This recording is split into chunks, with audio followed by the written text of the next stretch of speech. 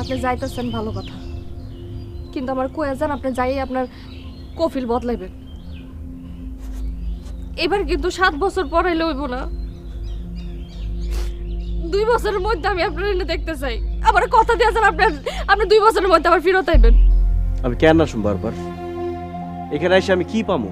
মানে কি এগুলো তুই কি করছ বাজান? আমরা তোর রক্ত, এই গ্রামের মাটিতে তোর মা শুয়ে রইছে, এটা তুই কি করলি? তুই বারবার আবি না তো কে আইবো? জামাই, তুমি কি কোনো কারণে আমগো সবার উপরে রাগ?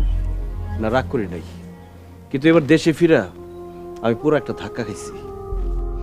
বিদেশে 2টা পয়সা কামানোর জন্য আমরা কত কষ্ট করি, আপনাদের কোনো ধারণা আছে?